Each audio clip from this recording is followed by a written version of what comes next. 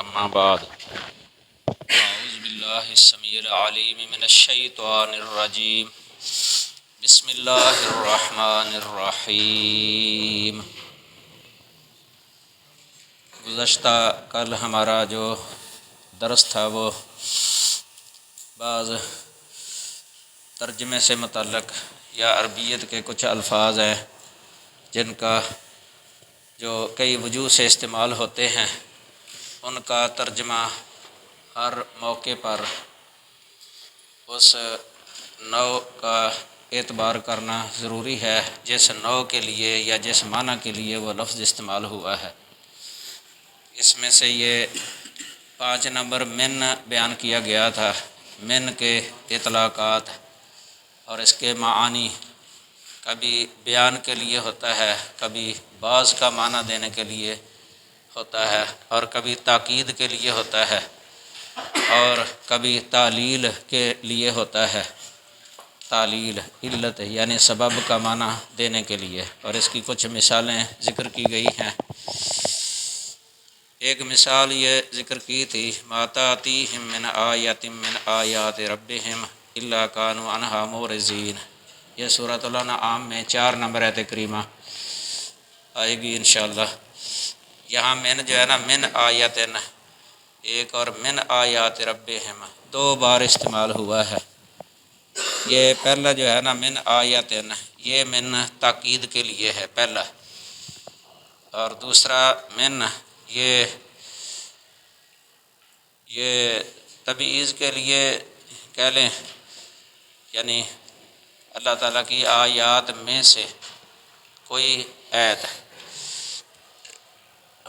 یہ من آیتن یعنی اصل میں اس طرح نا ما تأتیہم آیتن، یہ جملہ من کے بغیر اس طرح ہونا تھا نا، ما تأتیہم آیتن من آیات ربہم۔ یہ اصل میں فاعل ہے، فاعل نحوی ترکیب میں فاعل یعنی محلاً مرفوع ہے، اگرچہ لفظاً مجرور ہے من کی وجہ سے۔ تو یہ من ویسے ترکیب میں نہیں آتا کہ ہم اس کو کوئی متعلق کرے، جار مجرور بنا کے کسی کے متعلق کرے، جو من تاکید کے لیے ہوتا ہے۔ اس کو عام نحوی کہہ دیتے ہیں زائدہ للتاکید۔ ویسے ابن ہشام نے لکھا ہے، ان کی کتاب ہے مغنی اللبیب عن کتب الاعاریب، یہ بہت بڑی کتاب ہے نحو کی۔ اس میں اعراب کے بارے میں بھی کافی بحث ہے، مباحث ہیں، ترکیب کے بارے میں، نحوی ترکیب کے بارے میں۔ انہوں نے ویسے کہا ہے کہ کسی حرف یا لفظ کو یہ نہیں کہنا چاہیے کہ یہ زائدہ ہے، زائدہ یعنی محض زائدہ نہیں کہنا چاہیے کہ صرف زائدہ ہے کہ اس کا کوئی فائدہ نہیں ہے۔ اس معنی میں کہہ سکتے ہیں زائدہ للتاکید ہو، مثلا کوئی فائدہ، تاکید کا فائدہ دینا، تو اس اعتبار سے یہ زائدہ نہیں رہتا۔ زائد جو لفظ بولتے ہیں نا، یہ نحوی ترکیب کے اعتبار سے زائد کہ ترکیب میں نہیں آتا، ورنہ معنی کے اعتبار سے زائدہ نہیں ہوتا۔ یہ من جو ہے نا، یہ زائدہ للتاکید ہے۔ یہ ما تأتیہم من آیۃ من آیات ربہم الا کانوا عنہا معرضین۔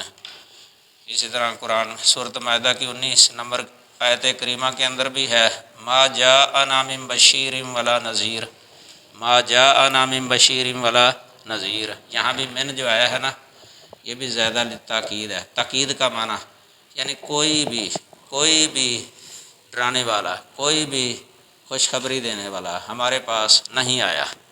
یہ بھی جو لفظ آتا ہے نا ترجمے کے اندر، کوئی بھی، یہ تاکید ہے اردو کے اندر۔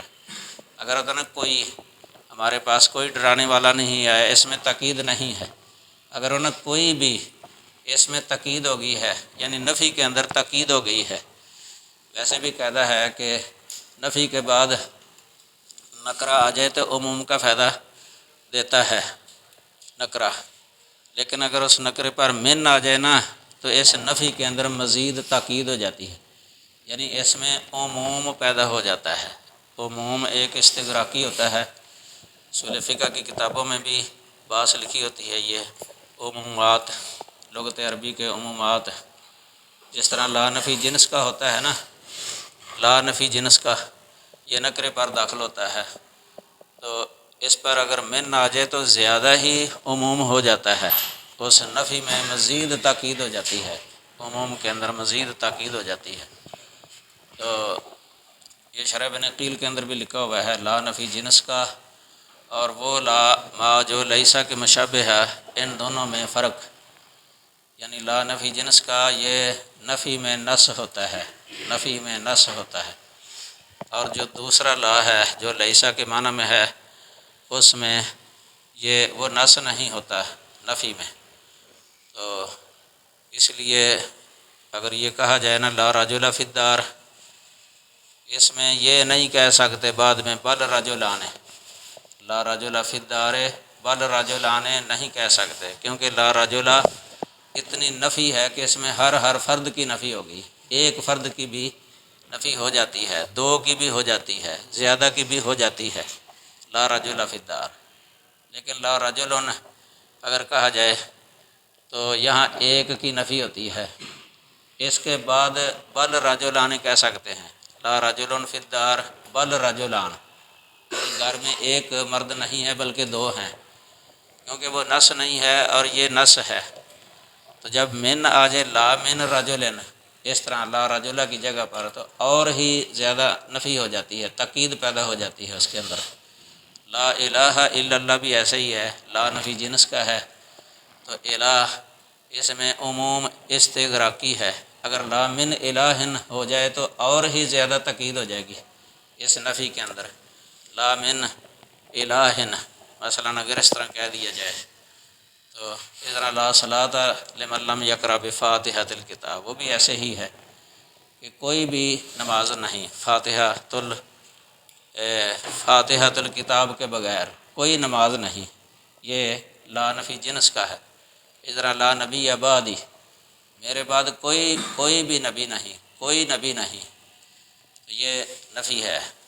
اگر من آ جائے نا تو پھر کوئی بھی ترجمہ بن جائے گا، کوئی بھی نبی نہیں، کوئی بھی الہ نہیں، کوئی بھی نماز نہیں، لا من صلاۃ الا بفاتحۃ الکتاب، لا رجل لا من رجل۔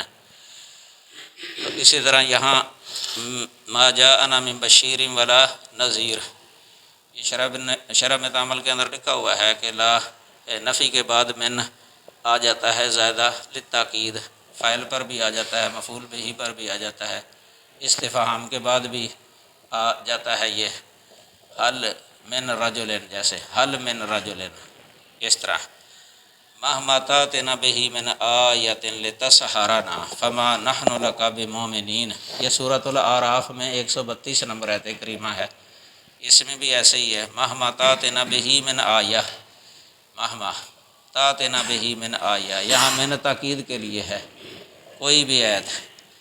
تو آگے اذا ما اور اذا، ان دونوں کے درمیان فرق جو ہے نا، یہ اذا ما اس میں تاکید ہے، تاکیدی معنی ہے، اور اذا جو ہے نا وہ تاکید کے بغیر ہے، یہاں بھی ما یہ تاکید کے لیے آیا ہے، اذا ما، جس طرح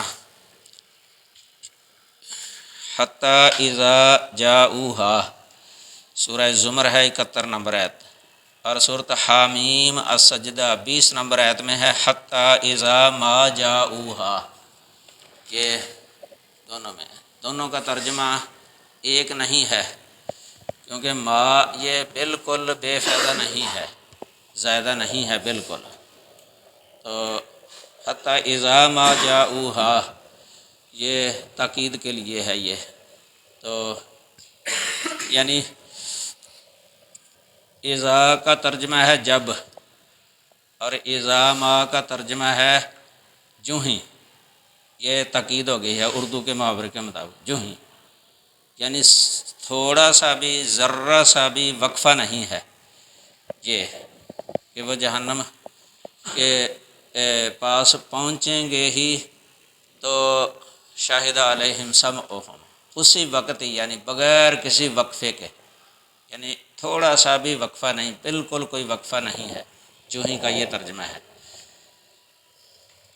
ثم اذا ما وقع آمنتم بہ، یہ سورہ یونس کے اندر ہے 51 نمبر آیت کریمہ۔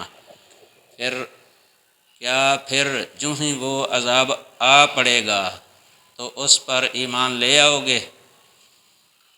یعنی اچانک اس طرح عذاب، یعنی کہ اچانک بغیر کسی وقفے کے، تو کیا اس وقت تم ایمان لے آؤ گے؟ اسی وقت ہی یہ کافروں کو کہا گیا ہے۔ اس طرح 7 نمبر ہے اما۔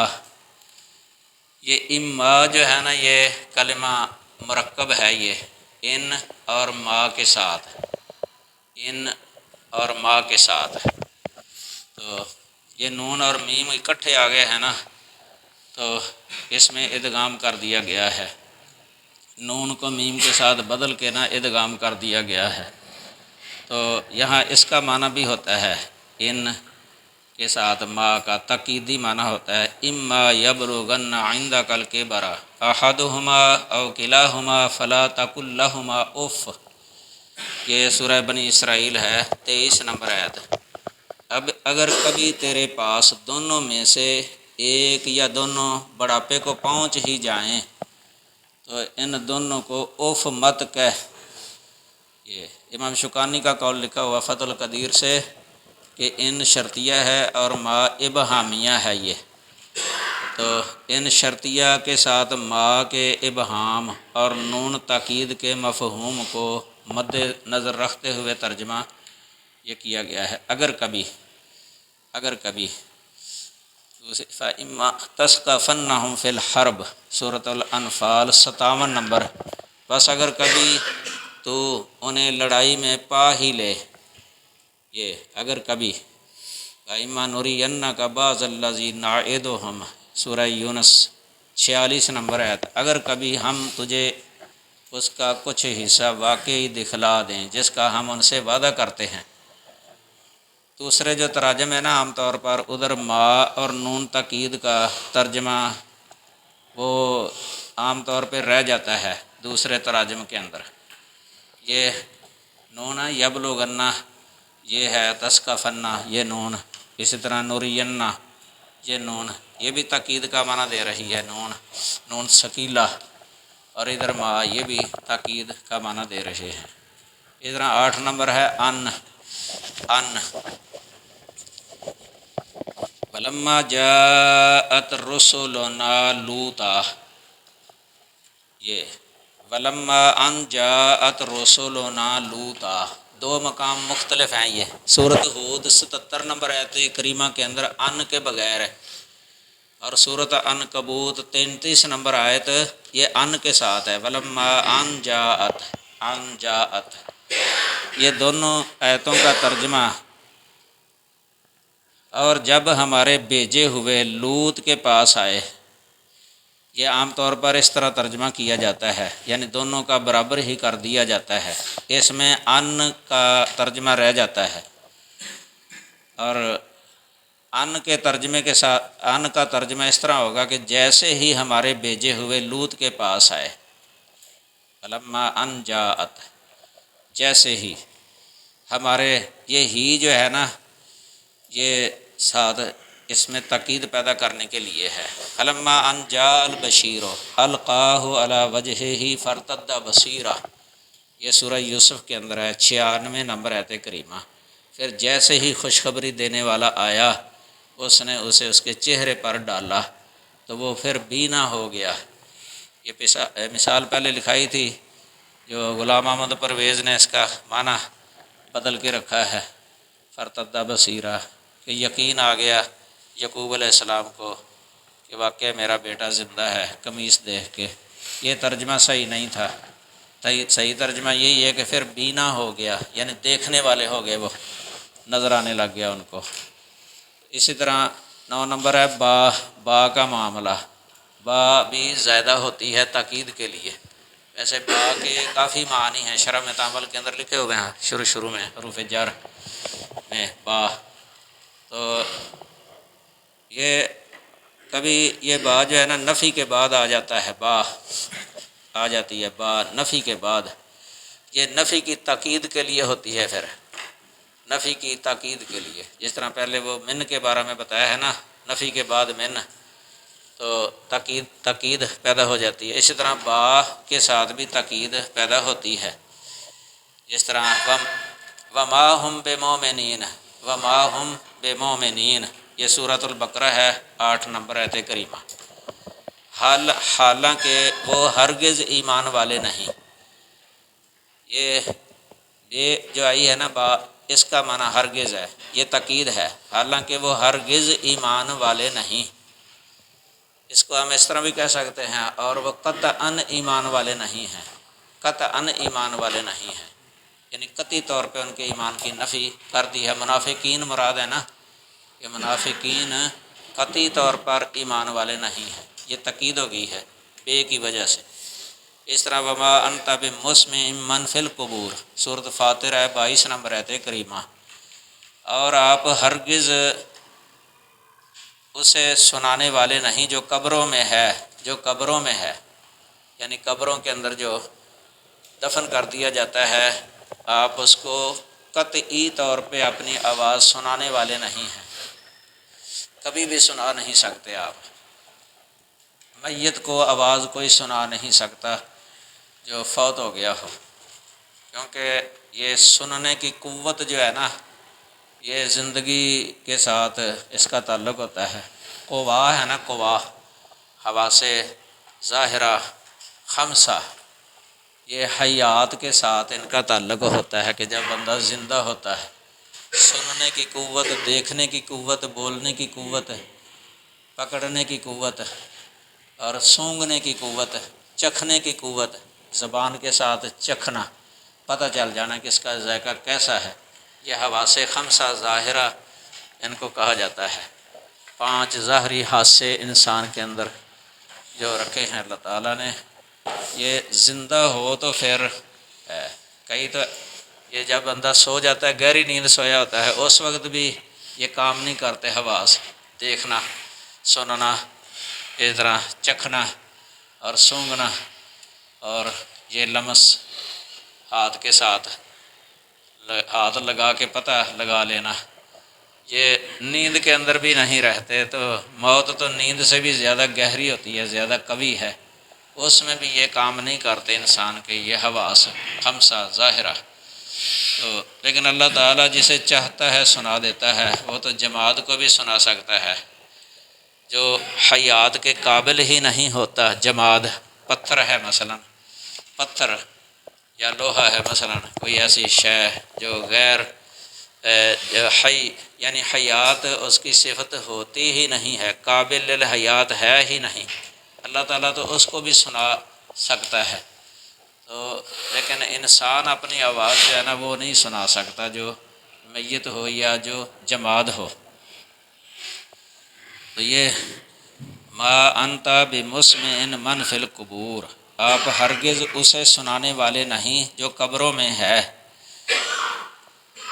یہ اسی طرح لست مومنا، یہ سورۃ نساء، لست مومنا ولا تقولوا لمن القى الیکم السلام لست مومنا۔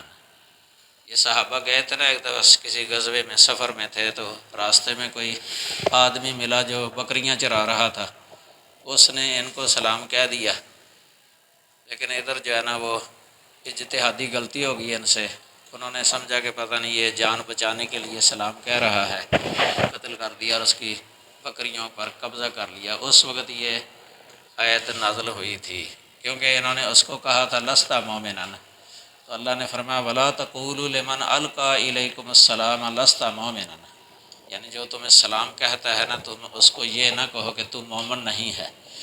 تو اس کا اب دیکھیں نا، لست بمومن لفظ نہیں بولا تھا صحابہ نے، لست بمومن، لست مومنا کہا تھا، تو اسی کے مطابق ترجمہ کہ تو مومن نہیں، تو مومن نہیں۔ اگر لست بمومن ہوتا تو ترجمہ ہونا تھا تو قطعاً مومن نہیں، یا تو ہرگز مومن نہیں، پھر یہ ترجمہ ہونا تھا۔ اس طرح وما اولئک بالمؤمنین، یہ سورہ نور ہے 47 نمبر آیت کریمہ، وما اولئک بالمؤمنین، اس کا ترجمہ ہوگا کہ یہ لوگ ہرگز مومن نہیں ہیں، یہ لوگ قطعاً مومن نہیں ہیں۔ تو یہ با کا معنی کرنے کے لیے ہے یہ طریقہ، یعنی اس کا معنی تاکید والا۔ کئی قرآن کے ترجمے جو ہے نا ان کے اندر اس کا لحاظ نہیں رکھا جاتا عام، پرانے ترجمے خاص طور پہ، تو اس ترجمے کے اندر جو ہے نا یہ خیال کیا ہے۔ اس طرح الف لام ہے مثلاً ال، اس کی بھی کئی قسمیں ہیں ال کی۔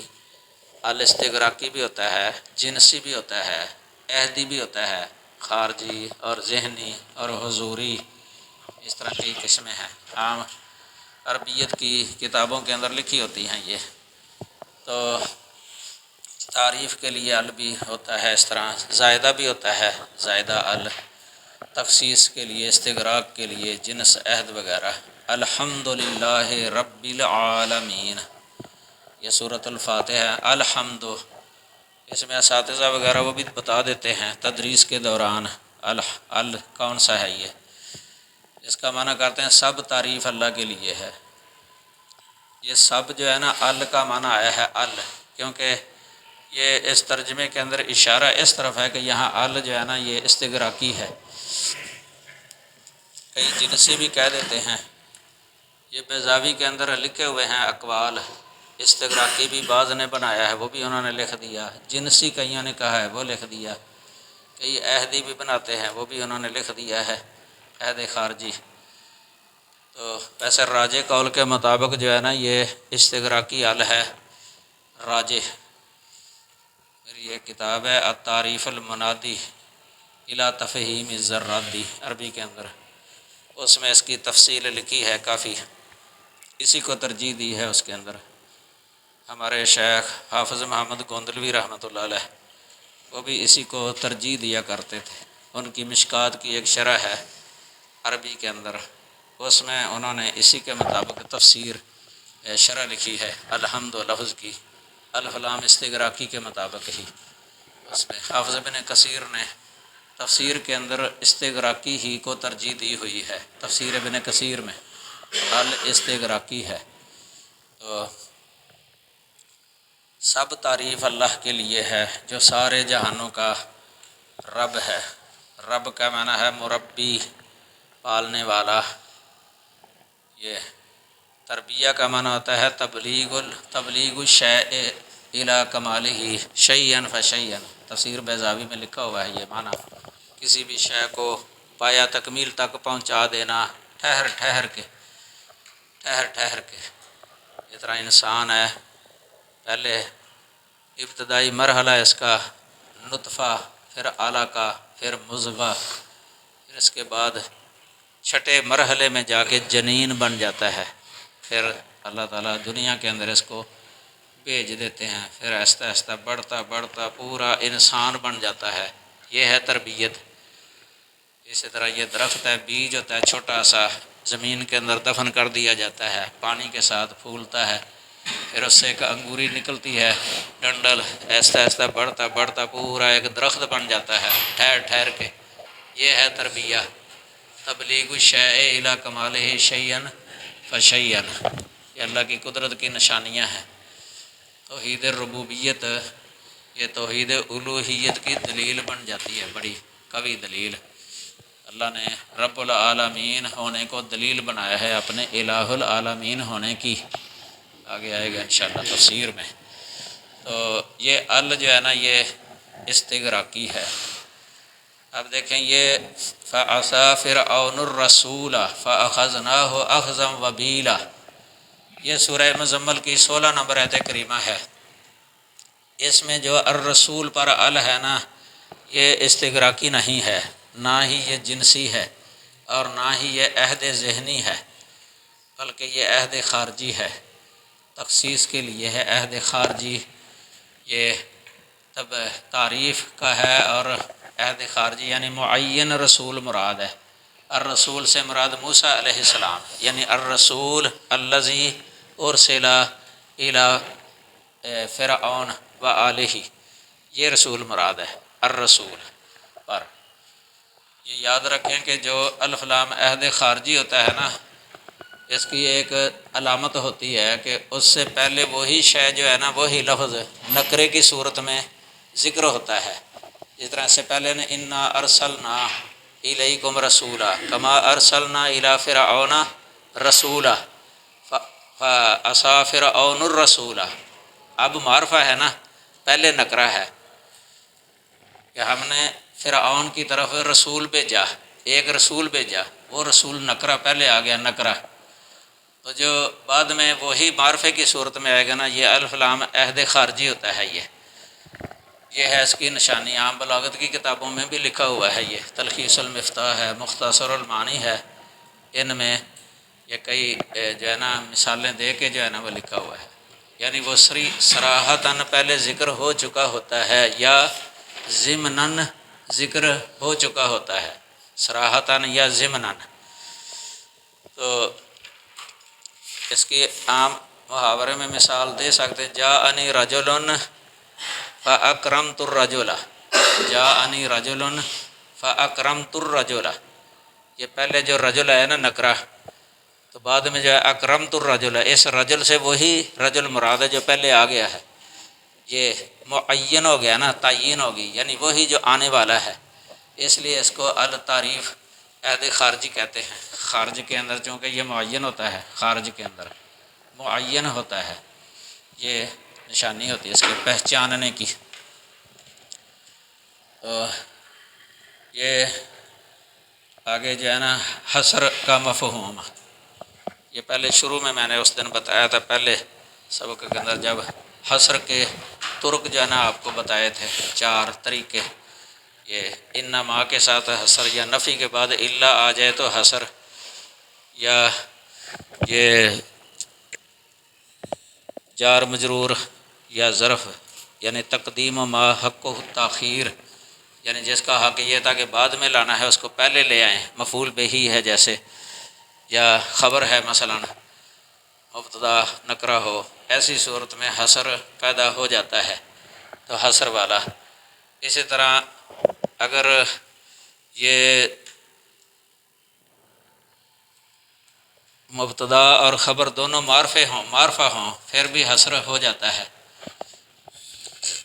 حصر پیدا ہو جاتا ہے۔ یہ الفیہ کے اندر بھی لکھا ہوا، شرح بن نکیل کے اندر، مبتدا خبر جو ہے نا ان دونوں میں تعریف ہو، عام طور پہ ایسے ہوتا ہے نا، مبتدا معرفہ ہوتا ہے، خبر نکرہ ہوتا ہے، اگر دونوں ہی معرفہ ہو جائے نا تو پھر بھی حصر ہو جاتا ہے، جس طرح وَهُوَ الْعَزِيزُ الْغَفُورُ، وَهُوَ الْعَزِيزُ الْغَفُورُ، یہ ہوا بھی معرفہ مبتدا ہے، ضمیر ہے معرفہ مبتدا، اور العزیز الغفور یہ بھی معرفہ ہے ال کی وجہ سے، یہ سورہ ملک کی دوسری آیت ہے۔ تو وہی سب پر غالب بے حد بخشنے والا ہے، یہ ترجمہ ہے اس کا۔ وہی کئی ترجمہ کر جاتے ہیں وہ سب پر غالب بے حد بخشنے والا، یہ وہ حصر والا معنی نہیں ہے اس کے اندر۔ حصر کا مطلب ہے کہ وہ جو ہے نا خاص ہو جاتی ہے، وہ صفت جو ہے نا، یعنی مبتدا کے ساتھ وہ صفت خاص ہو جاتی ہے، یعنی وہی یہ ترجمہ آ جائے گا، جس طرح اولئک هم المفلحون میں نا یہی ویسے درمیان میں جو ہم ضمیر آ جاتی ہے نا، ضمیر فاصلہ مبتدا خبر کے درمیان میں ہم ضمیر فاصلہ، اس کی وجہ سے اور تاکید پیدا ہو جاتی ہے، تاکید زیادہ پیدا ہو جاتی ہے۔ تو یہ قرآن مجید میں بہت ساری مثالیں اس طرح موجود ہیں اس طرح کی۔ تو اس طرح یہ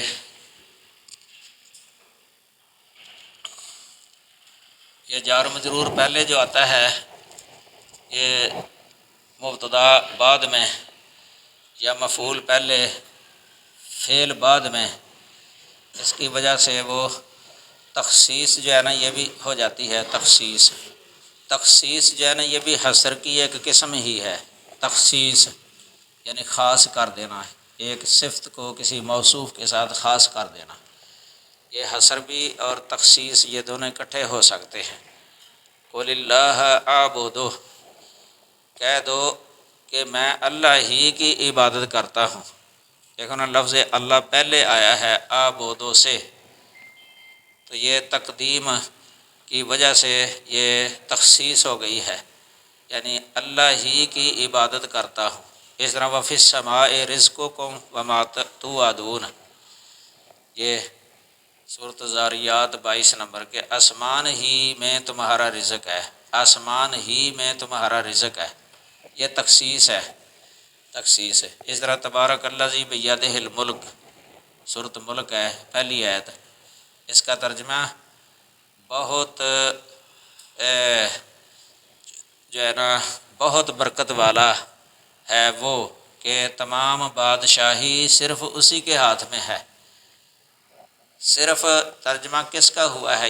یہ بے ید ہی جو پہلے آ گیا ہے نا، الملک بعد میں جو آیا ہے، اس کی وجہ سے صرف اس کے ہاتھ میں ہے۔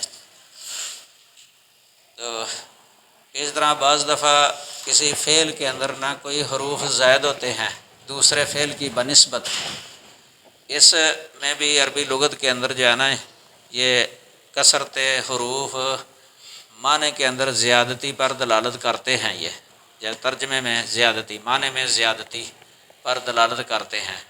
حروف کے اندر اگر زیادتی ہو جائے نا تو معنی کے اندر بھی زیادتی ہو جاتی ہے، جس طرح نازلہ یہ اور دوسرا انزلہ، تو اس طرح یسخرون اور یستسخرون۔ یسخرون سورۃ صافات ہے، یہ 12 نمبر آیت ہے۔ یستسخرون یہ 14 نمبر آیت ہے۔ تو مذاق اڑانا ہوتا ہے اس کا معنی، تو لیکن یستسخرون کے اندر جو ہے نا یہ معنی کی زیادتی والا معنی ہوگا، یعنی خوب مذاق اڑانا، خوب مذاق اڑانا۔ یسخرون کے اندر خوب نہیں آئے گا، اس میں صرف یہ آئے گا مذاق اڑانا، کیونکہ ادھر معنی حروف کے اندر زیادتی ہو گئی ہے نا، تو اس کی وجہ سے معنی کے اندر بھی زیادتی ہو جائے گی۔ معنی کے اندر جس طرح یذبحون، ذابح ذبح، یذبح ذبح، اور جو ہے نا یہ یذبحون، ذبح اور ذبح، ان دونوں کے معنی میں فرق ہو جائے گا۔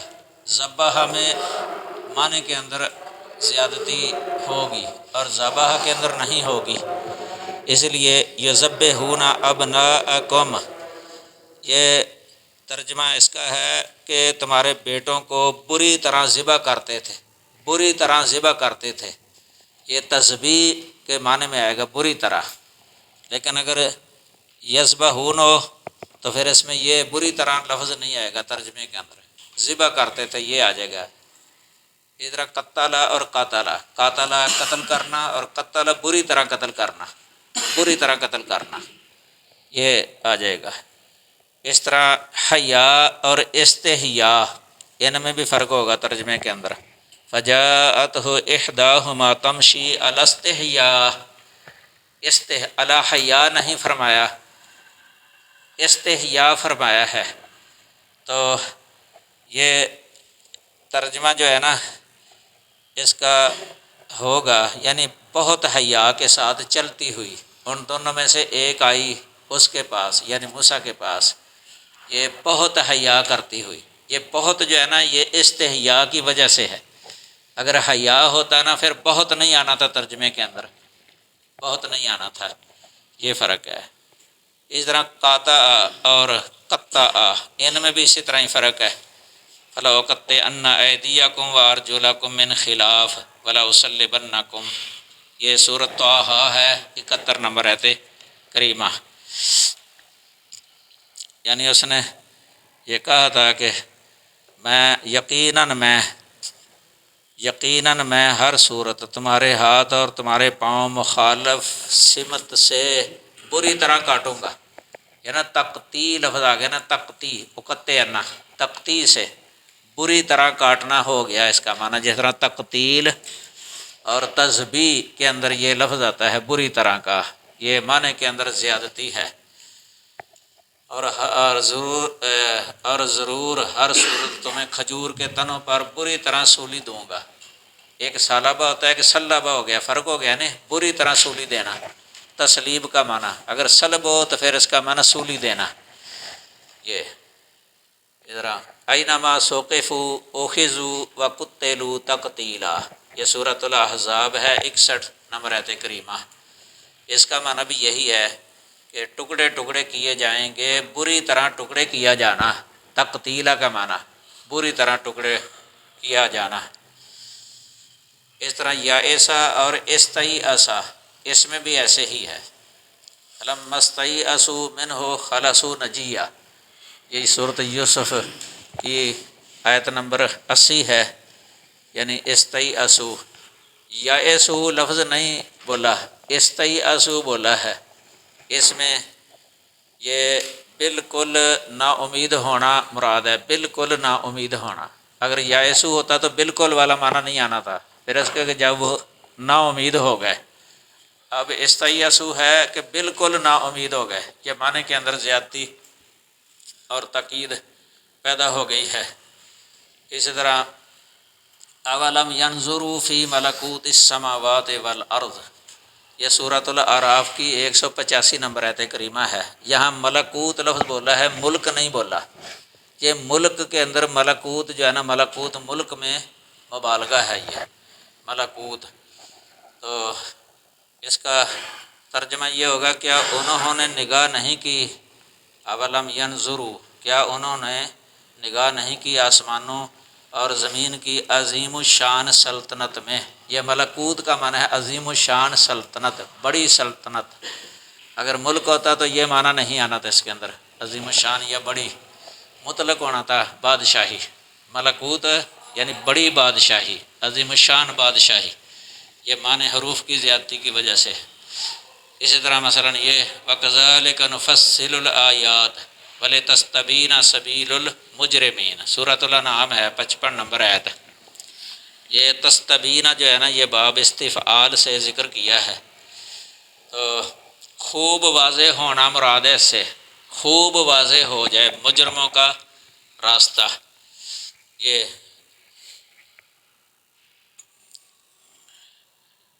14 نمبر ہے سیغے کے مطابق ترجمہ، اس کا بھی لحاظ رکھا ہے۔ سیغہ مثلا کبھی ماضی کا ہوتا ہے، کبھی مضارع، کبھی اسم فاعل، کبھی اسم مفعول۔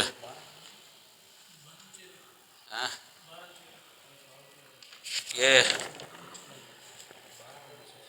چلو پہلے نمبر، یہ مثالیں جو دی تھی نا، قُلِ اللَّهَ اعبدوا، یہ 12 تھا، یہ باقی یہ یسخرون اور یستسخرون یہ 13 تھا، یسخرون اور یستسخرون والی مثالوں میں یہ 13 نمبر تھا۔ چلو اب 14 نمبر ہے سیغے کے مطابق ترجمہ، یعنی فعل ماضی، فعل مضارع، اسم فاعل، اسم مفعول وغیرہ۔ جملہ شرطیہ ہونے یا سیاق کلام کی وجہ سے ماضی کا معنی مضارع میں یا مضارع کا معنی ماضی میں کرنا ضروری ہو تو اسے بھی ملحوظ رکھا گیا ہے۔ کبھی ماضی ہوتی ہے لیکن فعل حرف شرط داخل ہو جاتا ہے اس پر، تو مستقبل کا معنی اس وقت ہو جاتا ہے۔ عام طور پہ کئی ہیں یہ جہاں ماضی کا مستقبل میں معنی ہوتا ہے، جس طرح دعائیہ جملہ ہو، بارک اللہ، جس طرح ہم کہہ دیتے ہیں، یا صلی اللہ علیہ وسلم پڑھ لیتے ہیں تو یہ دعائیہ جملہ ہے، تو مستقبل والا معنی بن جاتا ہے۔ اس طرح کئی صورتیں ہیں۔ تو اسی طرح پہلے لکھا ہے کہ 15 نمبر کہ پرانے جو تراجم ہیں نا، ان کے اندر وہ کئی فارسی الفاظ تھے، ان کو بھی ان کی جگہ پر اردو میں مستعمل لفظ جو ہے نا ذکر کیے گئے ہیں عربی لفظ کے حساب سے۔ اس طرح مرسلون لفظ ہے نا، تو فرستادگان، گان الہی، فرستاد کا معنی ہوتا ہے بھیجے ہوئے فارسی کے اندر، یعنی بھیجے گئے الہ کی طرف سے۔ تو اس طرح الحمید ستودہ ترجمہ کیا گیا ہوتا ہے پرانے تراجم کے اندر، ستودہ کا معنی ہوتا ہے تعریف کیا ہوا، تو اس کا معنی حمید تعریف کیا ہوا ہی کیا گیا ہے۔ اس طرح ریب المنون حوادث دہر، یہ ترجمہ پرانے تراجم کے اندر ہوتا ہے۔ تو اس طرح 16 نمبر جو ہے نا، یہ ہے لام امر کا ترجمہ، یہ بھی یاد رکھنے کی بات ہے۔ لام ترجمہ کا لام امر کا ترجمہ جو ہے نا، پہلے عام طور پہ ہمارے یہ چھوٹی جو کتابیں ہوتی ہیں، پہلی، دوسری، تیسری تک جو پڑھائی جانے والی، ان میں ترجمہ چاہیے کہ کر دیتے ہیں، لام امر کا معنی چاہیے کہ۔ یہ اسی طرح ہمیں بھی پڑھایا گیا تھا جب ہم پڑھتے تھے، چاہیے کہ لیضرب، چاہیے کہ مارے وہ ایک مرد، لیضربا، چاہیے کہ مارے وہ 2 مرد۔ یہ سرف بہائی کتاب ہے، فارسی میں ہوتی تھی یہ، اس میں بھی اسی طرح ہی گردانیں لکھی ہوتی تھی، تو فارسی میں ہی ترجمہ کیا گیا ہوتا تھا، اسی طرح ہی لام امر کا چاہیے کہ، لیکن بعد میں پتہ چلا ہے کہ یہ ترجمہ اس کا مناسب نہیں ہے، کیونکہ یہ لام جو ہے نا یہ تو فعل کے اندر طلب کا معنی پیدا کرنے کے لیے آتا ہے، طلب کا معنی، کیونکہ فعل مضارع کے اندر خبر ہوتی ہے نا، یضربون مثلا وہ مارتے ہیں یا ماریں گے، یا یضرب وہ مارے گا یا مارتا ہے یا مارے گا، تو اگر لام آ جائے یضرب تو اس میں خبر سے اس کو طلب کی طرف پھیر دیا ہے اس لام نے، اس لیے اس کو لام امر کہتے ہیں، طلب والا معنی پیدا کر دیا، یعنی وہ مارے، وہ مارے، یہ ترجمہ بن جاتا ہے، لیعلم وہ جانے، وہ جان لے، یا لیعلم وہ جان لیں، یہ یا لینصر ہے مثلا وہ مدد کرے، ینصر وہ مدد کرتا ہے یا کرے گا، لینصر وہ مدد کرے، اب یہ طلب والا معنی اس کے اندر آ گیا ہے۔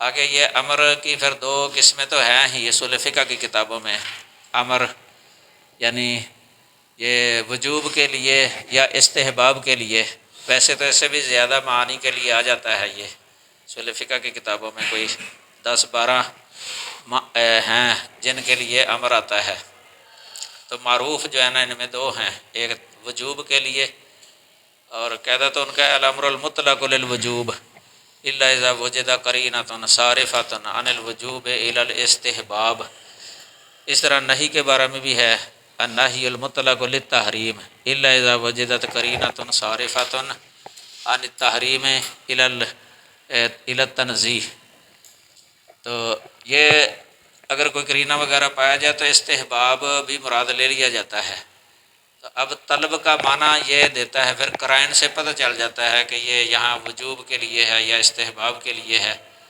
اگر وجوب کے لیے ہو تو بسا اوقات اس کے اندر اشارہ کر بھی دیا جائے ترجمے کے اندر، یعنی لازم ہے، لازم ہے، اس طرح شیخ صاحب نے یہ ایک مثال دی ہے اس کی، وَلِيَحْكُمْ أَهْلُ الْإِنْجِيلِ بِمَا أَنزَلَ اللَّهُ فِيهِ، سورۃ المائدہ ہے 47 نمبر آیت کریمہ۔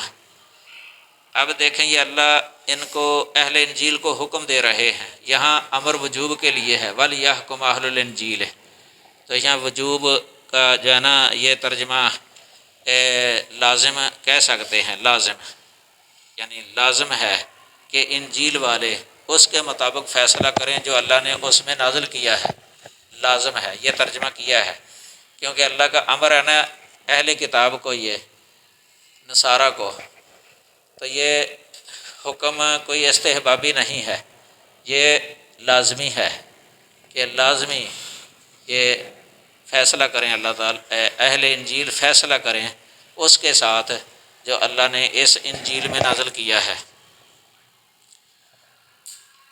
اس طرح 17 نمبر ہے یہ کانا، کانا لفظ کا ترجمہ کئی تراجم کے اندر یہ رہ جاتا ہے، یہ ایسے لگتا ہے جس طرح زید ہے، حالانکہ زید نہیں ہوتا، کانا کا ترجمہ۔ وَكَانَ اللَّهُ غَفُورًا رَحِيمًا، سورۃ الفرقان ہے 70 نمبر آیت کریمہ، وَكَانَ اللَّهُ غَفُورًا رَحِيمًا، تو کئی جو ہے نا ترجمے وہ واللہ غفور الرحیم اور کان اللہ غفور الرحیم کا ایک ہی ترجمہ کرتے ہیں برابر، اس میں کانا کا رہ جاتا ہے ترجمہ، یہ واللہ غفور الرحیم سورہ آل عمران ہے 31 نمبر آیت کریمہ، اور وکان اللہ غفور الرحیم سورۃ الفرقان ہے 70 نمبر آیت کریمہ۔ اسی طرح واللہ عزیز حکیم سورہ توبہ 40 نمبر آیت، اور وکان اللہ عزیزا حکیما سورۃ الفتح 9 نمبر آیت ہے۔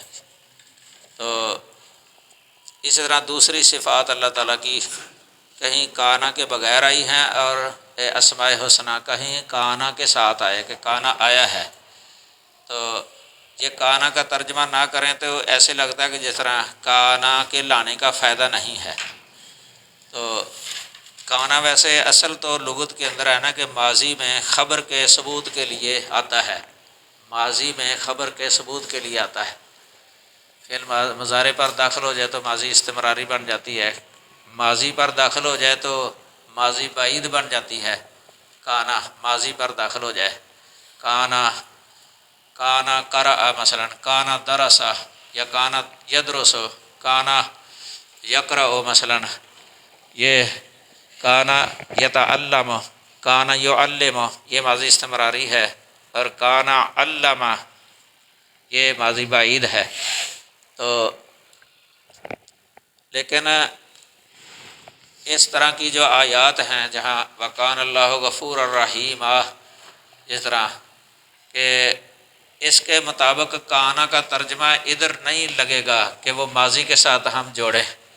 اب اس کا یہ ترجمہ نہیں کریں گے ہم کہ اللہ غفور الرحیم تھا، اللہ غفور الرحیم تھا، یہ ترجمہ نہیں ہوگا، یہ غلط ہو جائے گا۔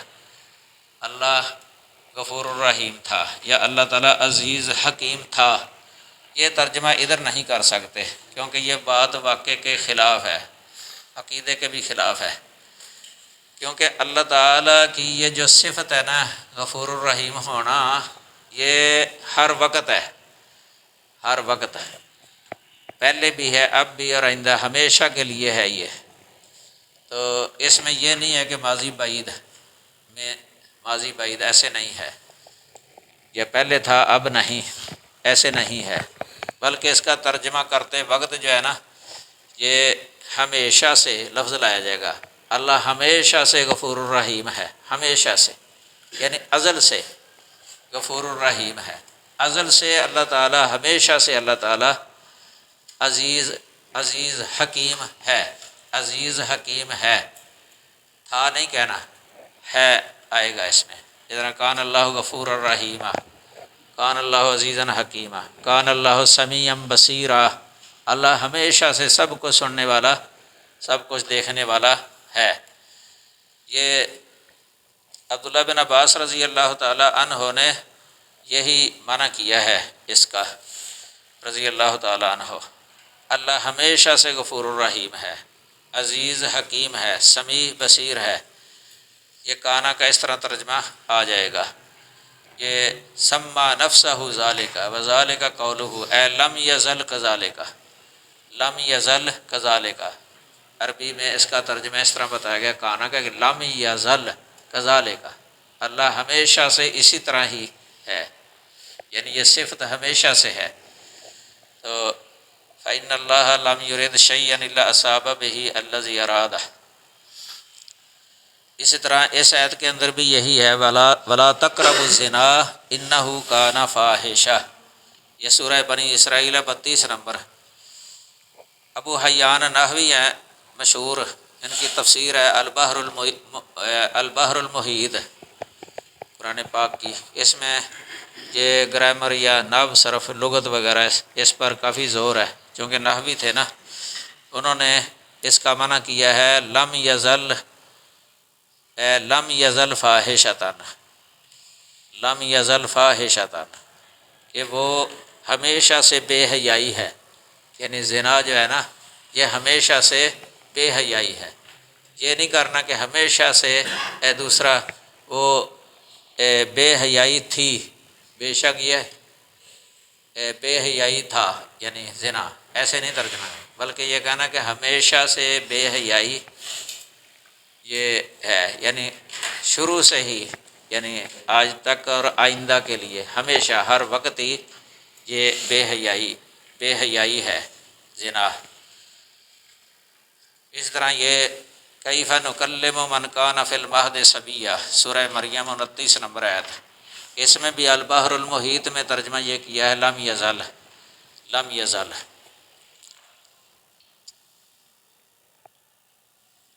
اس میں لم یزل ترجمہ جو ہے نا یہ جو ابھی تک گود میں بچہ ہے، ابھی تک گود میں بچہ ہے، یہ ترجمہ کانا کا لگ جائے گا جو ابھی تک لایا ہے۔ وعدن علینا انا کننا فاعلین، یہ سورۃ الانبیاء 104 نمبر آیت ہے۔ اے ازلاً و ابداً، اس کا ترجمہ یہ ہے عربی کے اندر ازلاً و ابداً، یعنی یہ وعدہ ہمارے ذمہ ہے، یقیناً ہم ہمیشہ پورا کرنے والے ہیں، ہمیشہ پورا کرنے والے انکا کنت بنا بصیرا، یہ سورۃ طٰہٰ ہے، 35 نمبر آیت ہے۔ تو ہمیشہ ہمارے حال پر نگران رہا ہے، ہمیشہ۔ یہ کنتا میں جو کانا ہے نا، اس کا یہ ترجمہ بنا ہے، یہ ہمیشہ۔ تو کانا کے ویسے اور بھی کئی یہ ہیں معانی، گرامر کی کتابوں میں لکھے ہوتے ہیں۔ نفی کے ساتھ کانا اگر آ جائے، نفی کے ساتھ کانا یہ بھی آ جائے، وما کانا عطاء ربک محظورا، سورہ بنی اسرائیل 20 نمبر آیت کریمہ۔ اس طرح وما کننا معذبین حتی نبعث رسولا، یہ بھی سورۃ بنی اسرائیل ہے، 15 نمبر آیت کریمہ، وما کننا معذبین حتی نبعث رسولا وما کان عطاء ربک محظورا، یہ بنی اسرائیل ہے، 20 نمبر آیت کریمہ۔ یہاں بھی کانا کا ترجمہ جو ہے نا، کبھی یہ آئے گا، تیرے رب کی بخشش کبھی بند کی ہوئی نہیں، کبھی بند کی ہوئی نہیں۔ یہاں تاکید ہے، یہ نفی کے معنی میں تاکید ہے، یہ نفی کے معنی میں۔ وما کننا معذبین حتی نبعث رسولا، ہم کبھی عذاب دینے والے نہیں یہاں تک کہ کوئی پیغمبر بھیج دیں، پیغام پہنچانے والا بھیجیں۔ یہاں بھی کبھی ترجمہ آ گیا نا، یہ نفی کی تاکید ہے۔ ایک یہ ہے مثلا کہ ہم عذاب دینے والے نہیں، یہ نفی ہے۔ اگر ہو کہ ہم کبھی عذاب دینے والے نہیں، یہ نفی کے اندر تاکید ہے، نفی کے اندر تاکید ہے، تو اس لیے اس کا یہ ترجمہ ہو جاتا ہے کانا کا۔